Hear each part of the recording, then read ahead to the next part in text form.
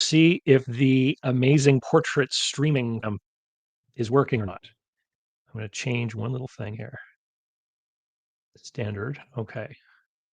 All right. Go live. All right. We got Andrew Hulbert here. He grew his business from his bedroom to 50 million pounds a year in revenue. And he did it by selling to big companies. And that's what we're going to dive into today.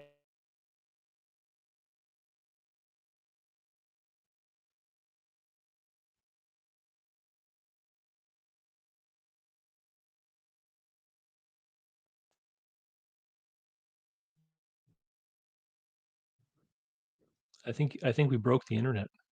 Yes, I am still here. Can you hear me, Andrew? Yes, I can. All right. I think that I think I just need to change my resolution here because But I think we just bogged out the yeah, bandwidth. All right. yeah. I'm going to press the intro reel and then we're going to get into this conversation.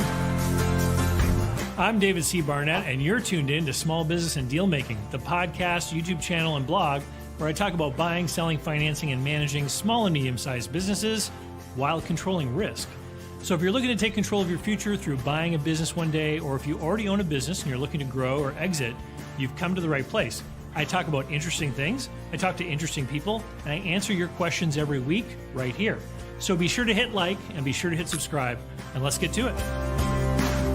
Are you thinking of growing your business or beginning a journey into entrepreneurship? Take a shortcut to success by buying an existing and profitable business the right way. Visit businessbuyeradvantage.com and learn more about my online training, group coaching, and consulting services designed to help you win. All right, welcome back, everyone. Andrew, you're joining us from the UK today. For people who don't know you, you want to give a quick introduction as to your background? Yeah, absolutely. So I am an entrepreneur from the UK. I started a business from my bedroom at the age of 27 in the property services sector, grew it to about 50 million pounds turnover, and created an exit of around 100 million US dollars to private equity in that time. Retired at about the age of 37, and now do podcasts and business advice and try and help other people do the same. Awesome. And so for people who don't know, facilities management, can you describe the kind of services you provided and who your customers would be? What Yeah. kind of other parties? Yeah, so facilities management is essentially property services in nice, big, shiny buildings, mainly in London. So think of a big corporate that would have a nice, shiny office and have 1,000 people in it. We would deliver all their services from the reception team as you go in to the compliance, the engineering, the insurance, the rental, the rates, everything that it took to run that space for people. And we specifically targeted big tech businesses. So you had clients like Facebook, who we were delivering services for, and Netflix and Twitter and Deliveroo, who we have in the UK, like DoorDash. These big organizations that are looking to create amazing workspaces for their environments that they have there and actually have money to spend on improving the areas, because it was really a talent attraction tool to try and get great people to work in those big office spaces. And we were their smaller provider that was a niche provider for them to deliver exactly what they needed to create the environments for their staff. And that's really what facilities management is. So a company who's running whatever business, they need an office space to gather together. They don't want to have to then go out and find a security guard company to come and watch the front door. They don't want to then have to hire their own landscaper to come mow the lawn. So they turn to a company like yours because you can offer a complete package, and then they can just have one point of contact and pay one bill and just take care of all the stuff related to making the building function, essentially, right? Absolutely. Yeah, essentially that's exactly it. But also in the UK, we have a lot of statutory laws that you have to make sure you abide by in relation to engineering and statutory compliance. But also it was more than that. It was things like utility management, energy reduction, decarbonisation of buildings. It was about how could we get the most out of that asset that they had. Now, sometimes clients would own the buildings that they were in. Sometimes they would just rent them from landlords and only work within a floor.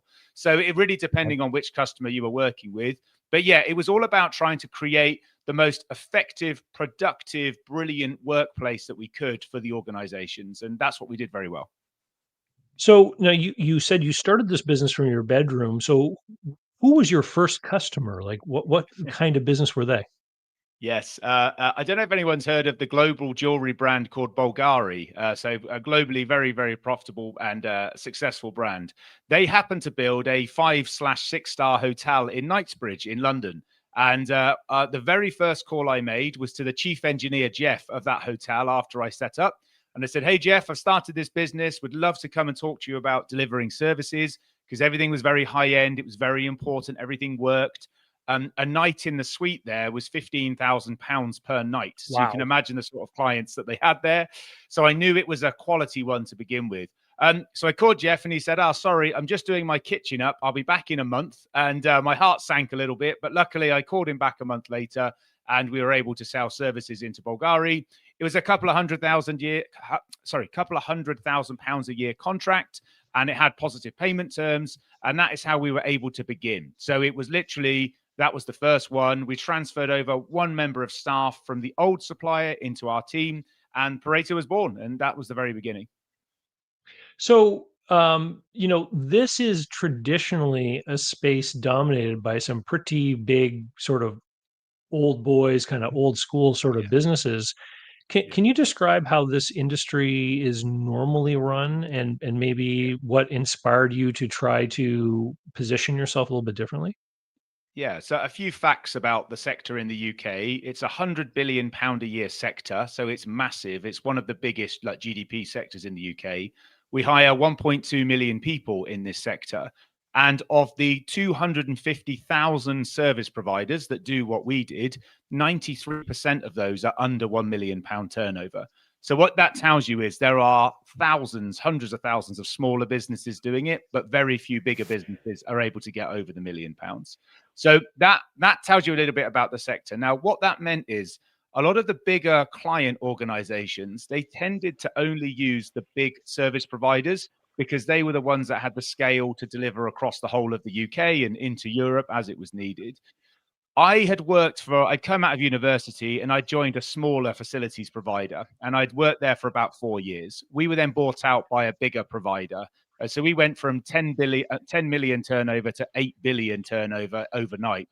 And what I found is working in that bigger business, although the organization was fine in itself, it was terrible at delivering services to its customers because it was too big and it wasn't Right. possible to deliver that local level of service. So what inspired me to start Pareto was I'd worked for a small business, which was great. We'd worked then for a bigger business for a couple of years because we'd been bought out, and it wasn't great for me. I didn't enjoy it at all, and I thought actually I can see this in the sector. I can see these bigger client organizations are not loving these big facility service providers, and therefore why don't we go and give it a go? And maybe go back and take some of those old clients when I was from the small business and actually just start from somewhere to try and get something delivered. So for me, I'd seen it firsthand. Big companies weren't servicing the large clients very well. And I thought we could have a go at that ourselves. And Pareto was born. Okay. So for for small businesses, which is most of my audience, Mm, um, when we think about growing our business, we often think about who can we go call upon and what are we delivering, and there's a certain attitude I think that people will have about what kind of customer they should have, mm, right? mm. And you were basically a one-man show calling on hotels that charge £15,000 a night. So Yep. you really had your sights set high there. The other issue with bigger companies is just the way that they do business. I mean, you alluded to the fact that they're very slow to change and things, but Yeah. they use their mass to basically dictate a lot of the terms that they do business under, correct? Like, Yeah. I know somebody in the States who is in the facilities management space, and one of the things that is a real big bummer for them is they get paid like 90 to 120 days Mm, after they mm. deliver services.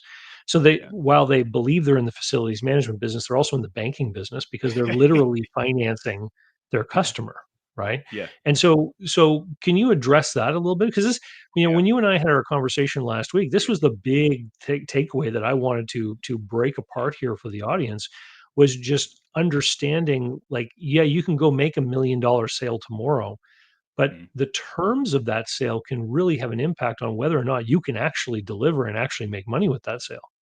Yeah, it's such a good point. And again, lots to unpick within there. I think from my perspective, cash is the most important thing when you start any small business, because you can go after profit and go after vanity of high turnover. But if you don't have the cash, you can't pay the staff or the suppliers and you have no business left. And there is no point sacrificing cash for growth unless you have extra investment, because you would just die. And it's completely pointless. What we were able to do early on, and again, because we were targeting high-end customers, and because I had some relationships from previously in the 6 years that I'd worked within the sector, those first few I targeted, I was very specific that, look, we are a small business. We're trying to get off the ground here. If we're going to work together, you're going to have to understand that we are fragile from a cash perspective, and we are not going to be able to deal with 90-day or 100-day, 120-day terms. In our sector, you're absolutely right. It is common for 3 to 4 month payment terms, which you're right, it's a bank, but it's a bank that makes no interest because you don't charge any interest on that money. So it's actually a pretty terrible deal. So the first 2 deals I did. So Go on, go ahead. let's break that down for people, okay? Okay. Because I want to make sure it's clear for listeners. Yeah. So a 90-day payment term arrangement would mean that if I was the service provider, I was doing janitorial, property maintenance, etc. Yeah. I would be pay if I would start January 1st, I'd be having my employees do this work. They would want to be paid every 2 weeks. So Yeah. I'd be paying out every 2 weeks Mm. for 90 days Yes. before I collected the payment for the work I did back in January. So If in if you April, were I'd be lucky. Yeah. receiving if Yeah. I in That is April, I exactly. would receive a Yeah. check for January's work. So Yes. what this means is if I'm gonna do that, I actually need to have the money available to pay my employees for almost 4 Yeah. months Yeah. in order to make that sale.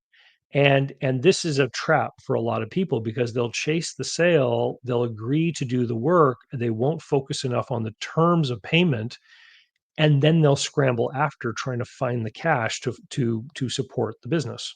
Yeah. You've understood that exactly right. And look, let's also make another distinction here.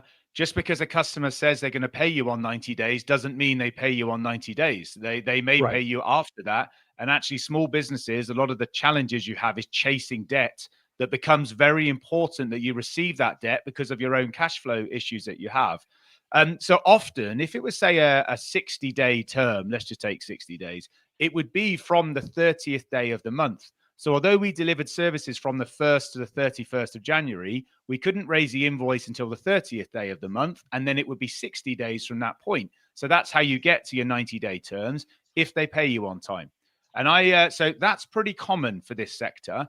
And it's also a low profit sector as well. So when you mix low profit and poor working capital, like that we just explained there, that's a recipe for disaster for small businesses. They don't have liquidity large enough to be able to deal with that.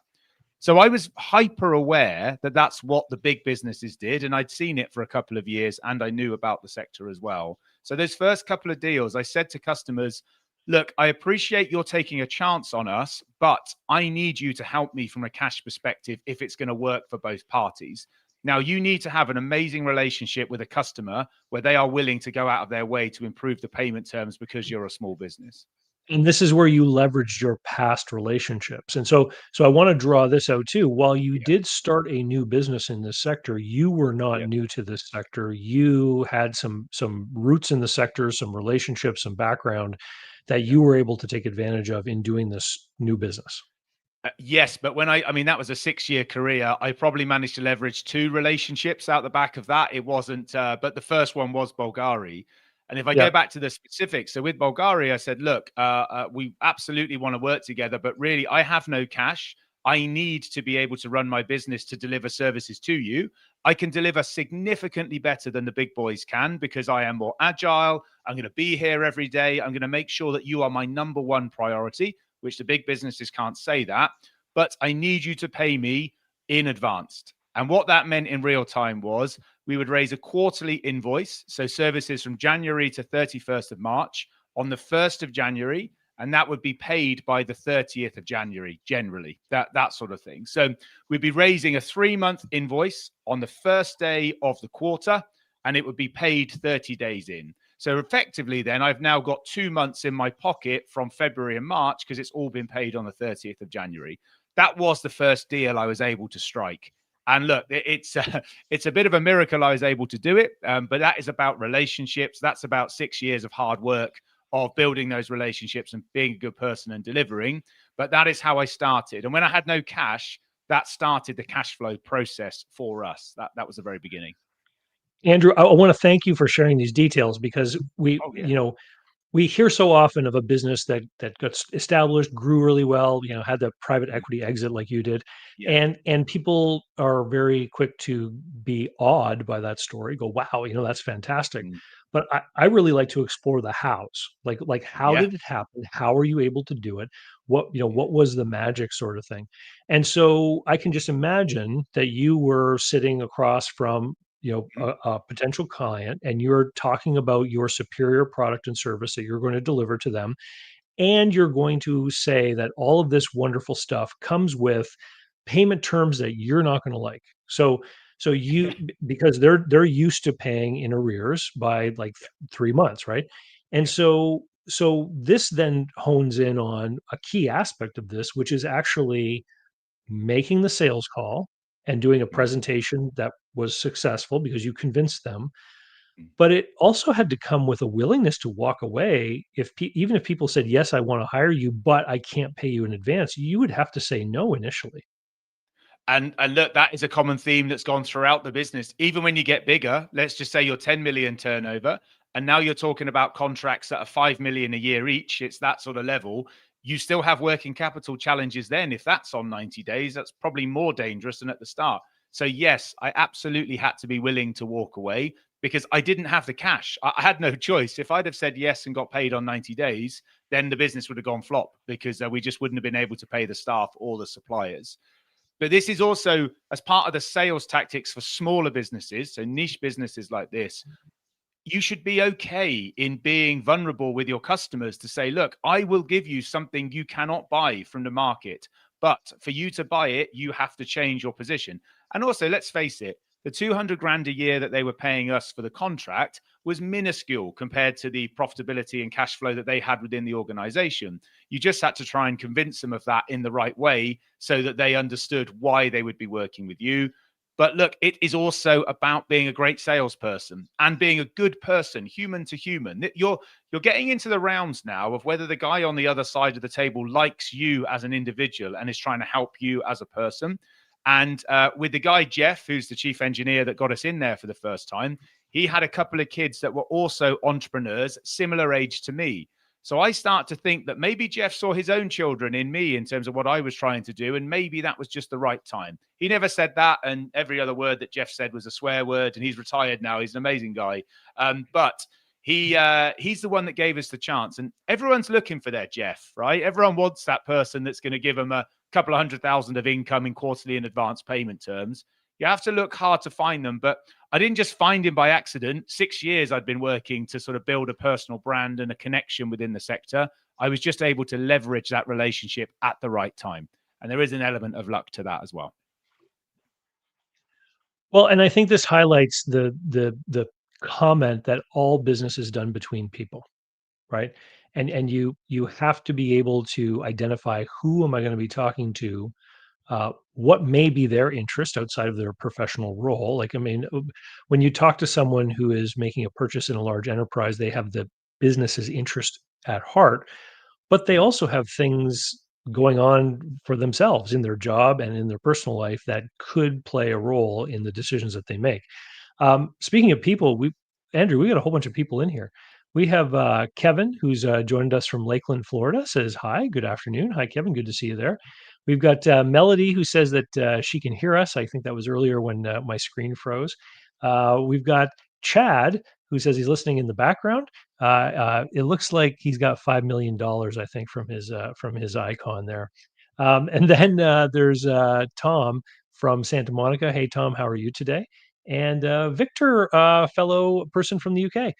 is calling in from Nottingham. He's watching it and he has given us a like. And I would encourage everyone who's watching, if you're enjoying it so far, please hit that like button or leave a comment. It's the way that the algo knows that the content is good, and it can drive other people to be shown this material.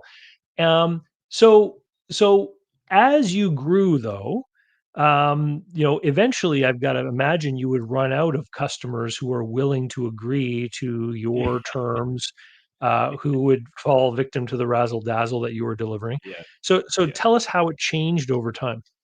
Yeah. As it changed over time, look, the biggest piece of advice I can give to small business owners is once you get that first one, so like Bulgari was my first one, and it was a relatively small one in the size of what the business went on to be, you just use that as a sale point thereafter. It's all about trying to make sure that you use that as a catalyst for finding further sales. And I just used the name over and over and over again. And I was lucky. Bulgari was a great name. People knew what it was. It was such a high-end brand. They were a great reference for us as well. As we got bigger, as I mentioned earlier, it did get more challenging. Now, we'd started to build cash reserves, and that was very important to us. And I obsessed about cash. I used to love this idea that we'd have 10 payrolls in the bank account at any time. So if things all went wrong, we'd have 10 months to pay the staff and we could work out what it was going to be. That was just a personal metric that I used. And we got there and we stayed there for almost the entire journey that we were in, which was perfect. But what we found with bigger customers, they were asking for 90 days. Now, there was no chance I was ever going to get quarterly in advance with a £5 million a year contract. It wasn't going to happen. But I was able to get 30-day terms. So really, they would come in at 90 with their procurement teams. And we would say, look, we're going on this journey ourselves. We're growing. We want to work together. The only thing that is not working for us is that you are too small. Your payment terms are just too aggressive for us. If you want to work together, we need you to calm those slightly. And generally, you could get them to come down to 30 days. Now, 30 days is okay because our payroll was on the 28th of the month. So generally what that would mean is the cash to the teams would go out on the 28th and the money from the client would come in on the 30th. And that would just give you some opportunity then to recoup the cash. And over a period of about 6 years, we accumulated about £4 million of cash in the bank, which just gave us a great level of comfort. And also then when you had issues like COVID was a big challenge for the sector because everyone went home. So who needs facility services when everyone's at home? We had a couple of customers, I won't name them, that just stopped paying us altogether. Now, had all of our customers stopped paying us, we would have been in real trouble. It would have been bad news. But luckily for us, we managed to ride that storm out and come out very successfully out the other side. But yes, that cash focus remained all the way throughout. So I'm thinking about cash as you're telling us a story, and I'm wondering about the certain characteristics of these different customers that you were approaching. So you had mentioned to me the other day that you did a lot of business with some of these big IT tech firms, some of Yep, these online brands and things that yep, people would recognize. And when I think of those brands, I think of like venture backed or like companies that sell their equity to raise funds, and so they do a fundraising and they end up with like a lot of money in the bank. So they're like cash rich, right? They can mm, afford to agree to the terms that you were proposing. But as you got bigger and you needed to start to approach other clients, you had mentioned to me the other day a grocery store chain, for example, that you were yep, working with too. yep, And I'm thinking groceries, okay, that's a lower margin business. mhm, And it's a mature business that has likely got an obligation to be issuing maybe a dividend to its shareholders. And yep, so I'm thinking their cash management is a whole lot tighter than the tech, titan that yeah. raises hundreds of millions of dollars in equity at a time. And so did you look for those kinds of characteristics or think about that when you were about planning your sales pitches or approaching these people? David, the first thing I said is, where were you 7 years ago when I needed this advice about how to grow a business? You're absolutely spot on here. Look, the reality, because of our tech focus, we had enough of the tech businesses that were making us cash neutral / cash positive that Yeah. if we were, and this is what I mean about managing the cash, we understood our cash flow on a daily basis. That's how much we obsessed about it.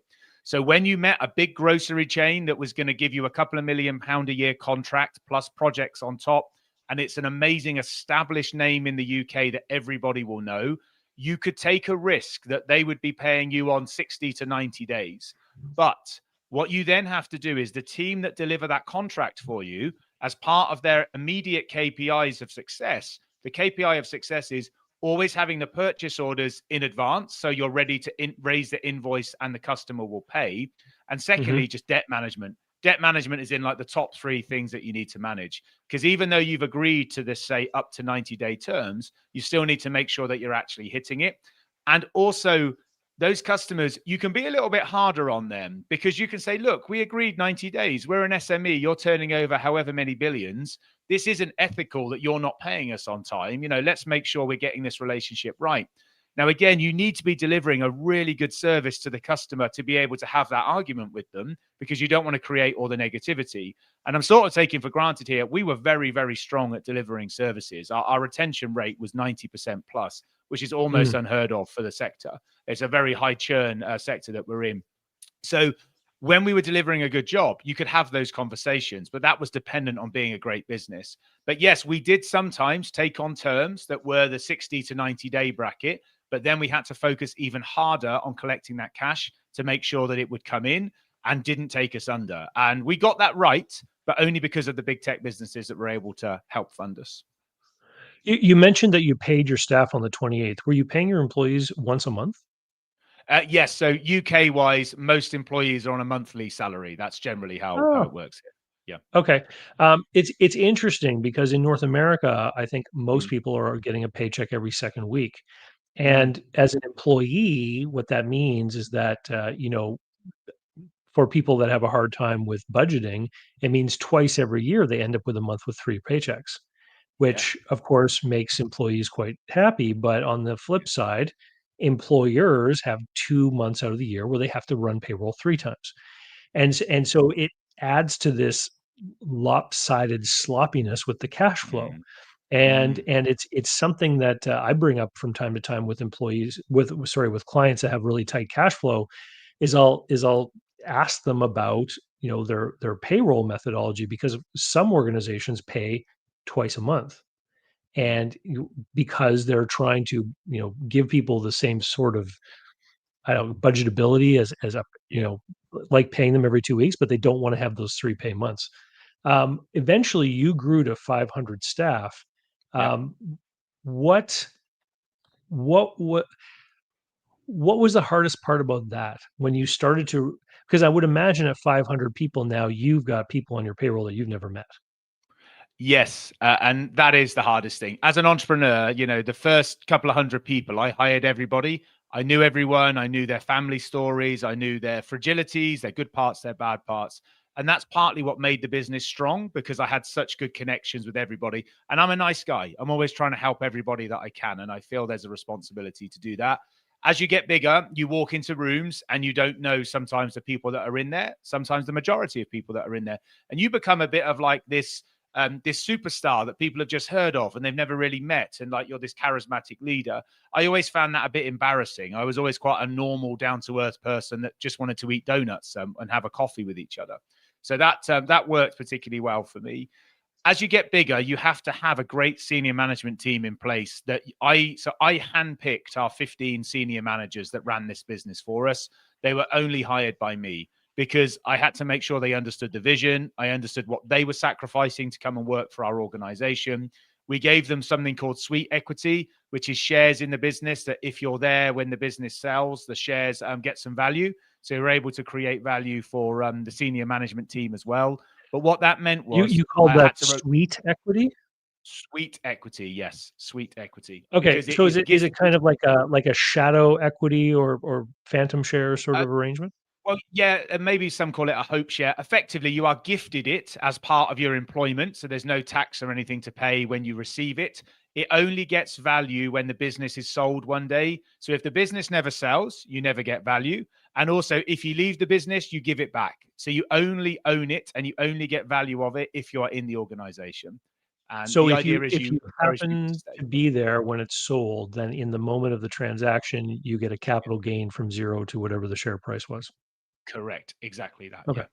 And that worked very successfully for us through the exits that we did. And there was an 8-figure sum that was split across the team members that we had, which was really successful. But really what I wanted them to do was I wanted to make sure that they were the ones that would drive the culture without me in the room, because across those 15 people, they did see everybody every day. They did know everybody. But that's, again, one of my biggest pieces of advice to small business owners. As you start to scale that team, handpick those people who are better than you in lots of different areas, because you're never going to be the best at everything, and make sure you trust them. Do not hire anybody that you don't think you can trust, because it's such a waste of time. And ultimately, you just won't trust them from the start anyway. I was lucky. The 15 people I hired, I got it right. We had 100% retention in the 10 years that I was there with the senior management team. No one ever left. But I gave a disproportionately high amount of my time to making sure I hired the right people. I obsessed about it. And luckily for me, we got it right. Yeah, yeah, and I think that as people grow a business from one person, then maybe they get a helper of some kind, and they teach that helper how to do their regular jobs. Then they get this big leverage, this with the helper helping with something. But when you start to actually have to hire people to do the things that you do every day, it's easy to think, well, I'm immediately going to get the same kind of leverage I did when I hired my first helper, but it's not in fact true, because then you have to invest all kinds of time in the ongoing development and support of those new people. And I mean, I noticed this even with myself. You start to add more and more hours to the week uh, doing development with employees, Yeah. and it really can become a long term before that payoff is ever realized. And yeah, look, the other thing, I am a typical entrepreneur that thought I could do everything and thought I was better than everyone at everything. And that's just an early part of running a business. The minute I managed to hire better people than me in, say, finance or in sales or ops or whatever, that was when I was able to properly step back and start working on the business. They say about working in the business or on the business. And Yep. until I made those hires, I wasn't able to do it. And that's partly why I was working 100 hours a week for the first few years, because I was probably doing 6 people's jobs at the same time. And there's a great book called The 4-Hour Work Week, which literally teaches us, if you can find someone to do something cheaper than it will cost you to do it per hour, get them to do that task, because it's a really straightforward transactional thing. The one thing I never did was hire a PA or an EA myself. I never had an assistant, even when the business was a 50 million turnover, because I still liked keeping that control of my diary and of the administration and everything I had. And I was obsessing about making sure we always delighted the customers, and we never missed an appointment, and we never missed a meeting and everything. And I was just too highly strung to let someone else maybe make a mistake where I didn't walk into the right room at the right time. And that Mm. remained important to me right until this day. I still don't have an EA now, but I have a lot less work to do. So there are certain areas of my work life that I wanted to keep hold of, but there were other areas such as finance that I was very happy to let go of with the right team. And they made it absolutely sing compared to what I was doing before. And it was absolutely the right decision. Now, part of growing Pareto was you did some acquisitions along the way. Can you talk to us a little bit about the types and sizes of businesses that you ended up acquiring through your growth arc? Yep. Yep. So we've acquired a couple of businesses now. So one was a £2 million cleaning business. So what we found was we were starting to look at merger and acquisition opportunities within our own supply chain. For anyone who's starting an M&A process, look at your suppliers. Who are you spending loads of money with on an annual basis that maybe you could buy them? We had a cleaning business that was doing 2 million turnover, of which 1 million of that was with Pareto. So it absolutely made sense to us to have a chat to them to say, hey, look, we'd love to in-source the services, bring everything into ours. The entrepreneur, she was at the right time. She was ready to go, and we worked out a plan, and we did that deal over about a year. It worked really well in the end. So we had one of those. And then more recently, we acquired an engineering business called Soga. So they are a much bigger organization, so 20 odd million pounds turnover, and they're an engineering business. And the reason for that is Pareto is wanting to strengthen its engineering capabilities with self-delivery. So instead of using specialist suppliers for various engineering tasks, we wanted to buy a company that was able to deliver it directly. So we bought a brilliant business called Soga. It's performing very well for us and is growing very well since the deal has been done as well. And it And means you're genuinely we still You're still in leadership at Pareto. I don't know if we said that clearly earlier. You did an exit, but you're still in the leadership there. I am on the board, yeah. So I'm a non-executive on the board. So my job now Okay. is a strategic role to make sure that the business continues to go in the right direction. I'm also a minority shareholder still in Pareto from how the deal was structured. So I still have some Okay. interest in the organization. I have no day-to-day operational responsibility. It's simply a brief from outside to make sure we're strategically supporting. Okay. Um, All right. so yes, but that asset Soga has done really well, and we're able to now offer more services to our customers that already exist. Because one of the other things of M&A is if you can buy an organization that has additional services that it can provide that you couldn't, and your customers have a need for that, well, you now have 50 customers that you can sell that service to in a closed environment that you're already in. So that's a very, very successful opportunity for people. And yeah, that's working well for us now. So speaking of that, I mean, the people who watch this channel are people who are interested in small business M&A, doing an Yeah. acquisition, or maybe they're preparing to sell one day. Mhm. What kinds of tells might exist when I'm looking at a small business that might let me know if this is going to be a good business if I want to then go and do some enterprise level work with someone else? Like, are there any things somebody should be looking for? Yeah, I in the smaller businesses. So let's just say businesses up to 5 million pounds or dollars turnover a year. You just want to make sure how connected that entrepreneur really is to the running of the day to day. I think, as you said at the top, if you're not careful, businesses are just very high paychecks for individuals who are actually running everything. And I think entrepreneurs are salespeople. They will say whatever it takes to sell a business. You should definitely spend some time and some due diligence money making sure you understand the operational due diligence of the business. We tend to focus on finances, IT, commercials. That's where we focus our attention from a due diligence perspective. But what we don't often do is understand what is the operational day to day that founder or that entrepreneur is dealing with.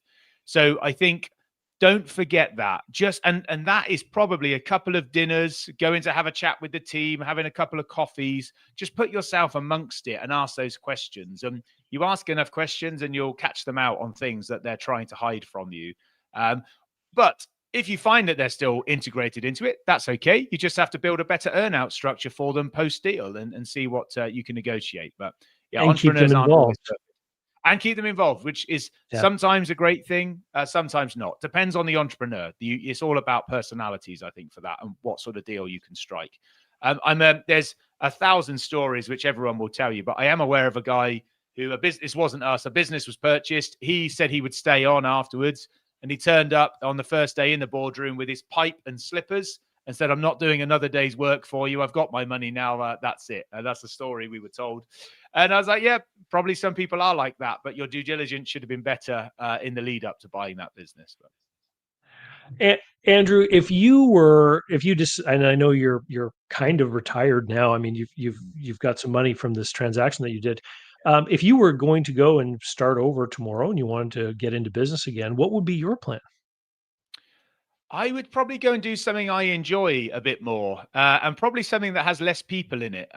So there's two things. Look, facilities management is great because it's a massive market, and I was able to carve out a niche that really worked for us. And working with big tech companies like your Twitters and Netflixes and Facebooks and stuff, that's fun, right? You can go and have great fun doing some of that. But if I was starting again, I'd probably do something that didn't feel like work on a day-to-day basis. So, for example, I love jet skis in England when it's cold and we're trying to jet ski around in the summertime down on the south coast. I would probably buy a couple of jet skis, moor them up, and then charge people £200 an hour or whatever to ride around on the jet skis with me, because I know some of those businesses are starting to dry up because the insurance is really expensive now. But I think I could enjoy that. And also, people are wonderful when they are doing well and they're working well for you. When you get like above the 500 level, it becomes a challenge because unfortunately you have to start treating people as a process rather than as an individual, and you lose some of that sort of direct one-to-one, just sort of like love, I guess, to some degree, that you have between the whole thing, because it has to be a process because there's so many people now. So yes, I have no ambitions to start any other businesses at this stage. You won't be surprised. I get pitched an awful lot of opportunities for investment now, But it's I haven't quite found the one just yet. But yes, if you hear that I'm down in Cornwall in the UK on a jet ski, then maybe I've started that business, and that's what I'm doing now. Do you think that people management, personal service angle is the reason why facilities management is such a fragmented industry as far as ownership? Yeah, I think that it can be. And also, it's very straightforward to start a business out the back of your car and say you're a cleaning business or an engineering or an air conditioning. There are very, Yeah. very few barriers to entry in the UK for that, especially on like the soft services side. Say you're a reception business, for example, there's almost no barrier to entry. You're a reception business, fantastic. You just start tomorrow. So that is very, very easy to start an organization, and they do. And that's partly why we have a highly fragmented market, because anybody can do it. It's not like a legal practice or a medical practice. It's nothing like that. And And also, you didn't have much in the way of capital investment. I'm sure you might have had some vehicles and things, but there really wasn't much in the way of equipment or gear, was there?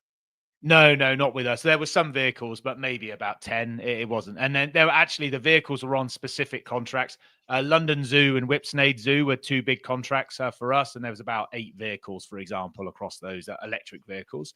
So, yes, there wasn't a massive capital. And so when we sold the business, really you're selling the contracts. So like the other focus is on having signed contractual agreements that are 5 to 7 years long, because then investors can be confident that they're going to retain those contracts over a longer period of time, as well as looking at your past performance, as well as they spoke to a number of our customers prior to exit as well to make sure that it was going to be positive on the other side. And that's part of the due diligence process.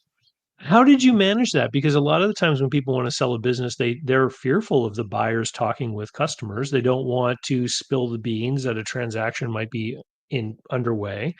So how did you go about managing it that, and how did you feel about it when they obviously were asking to do that kind of interaction with your clientele?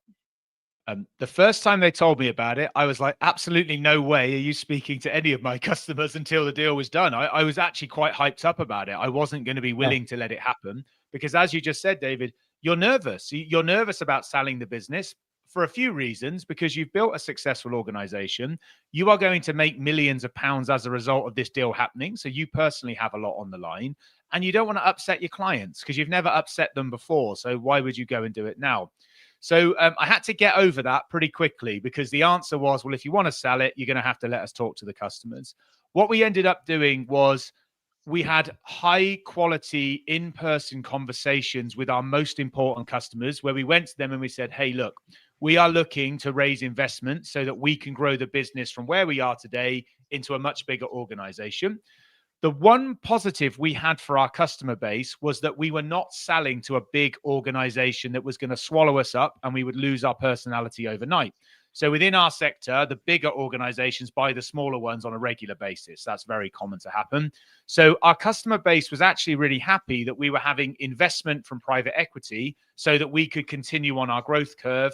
We would remain independent and we wouldn't be sold to one of the big companies. So actually that was a real positive, because they could see our growth, they could see our success, and some of them were nervous about what was going to happen next. So in some degree, it was a relief to them that this is the route that we were going down. But that's only because we managed that process so closely to make sure they understood what we were doing.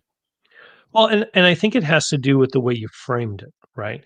Because while you, Andrew, were selling your stock to this private equity group, really Pareto was going to remain a standalone facilities management company, and you framed it with respect to this is going to be a financial backer that can now fuel further growth. And I like that how you frame it as an investment rather than a business sale. But also it was true. I mean, Pareto's Yeah. gone from, say, 50 million turnover to 80 million turnover since I had my exit back to the board. And that's because of the financial investment and the positive relationship we'd had with them post the deal. So, like, yes, that is true. And there are many examples of smaller businesses that have been bought out by big ones in our sector that within 6 to 12 months, most of the senior management team is gone, the logo is gone, and the business almost doesn't exist any longer. And that Yeah. was that's tried and tested in our sector. So we were very pleased not to go down that route. So yeah, we opened up we allowed the investors to speak to our clients before the deal, completely open process. And our net promoter scores, so that the way that they were managing us, were very high. We had fantastic NPS scores with our customers, and that was on qualitative conversational data. There was nothing like just fill out this survey. This was actually talking to people about where we were going. It also gave the customers reassurance that the investors we had were good people. They were also talking about going on the journey together and making sure that that story was right. And it just worked. And we didn't have any issues whatsoever through, say, the 20 or so customers that they ended up talking to. But it was a well-managed, personal, highly communicative process to make sure that there was no opportunity for people to get the wrong end of the stick, as you'd say, and make sure everybody understood why we were here and what was happening. And how does Pareto rank with respect to the industry currently in the UK? Are there many other players that would be larger as far as headcount? So you have the massive behemoth businesses who are into the billions. So there are a number of those. Pareto's probably top 3%, I would say, in turnover terms of the sector now.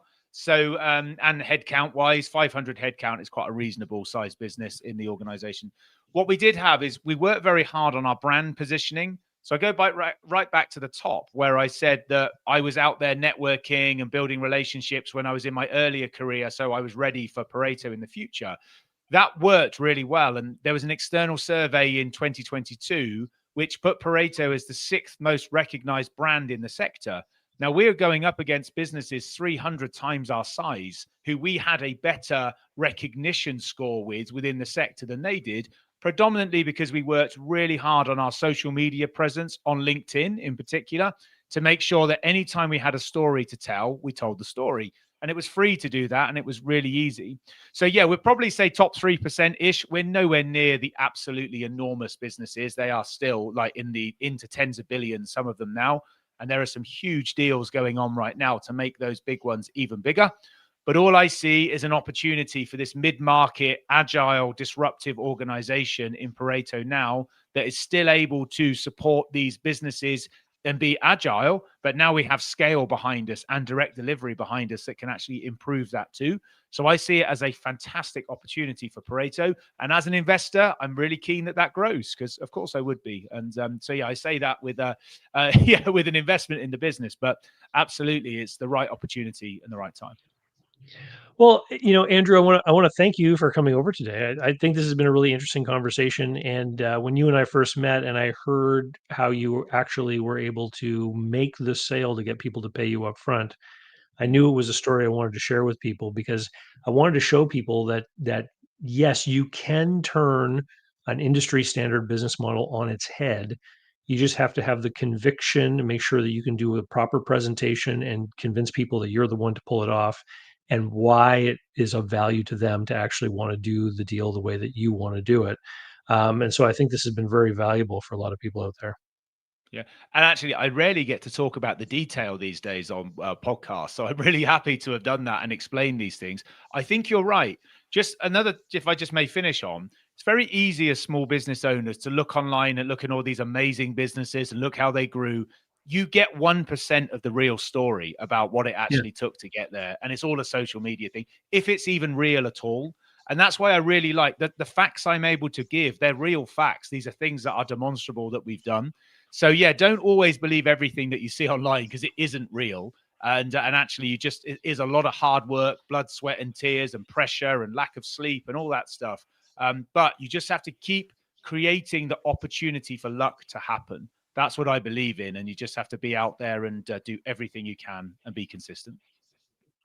Awesome. We've got Mark just has chimed in here from Arizona. He says, Hello, how are you? Howdy from Arizona."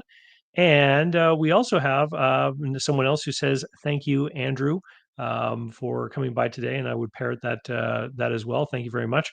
Andrew, if people want to connect with you online and communicate with you some more, what's the best way for them to do that? Two ways. So Instagram is _Andrew Hulbert, and then my LinkedIn is just /Andrew Hulbert. So yeah, you'll find me on both of those.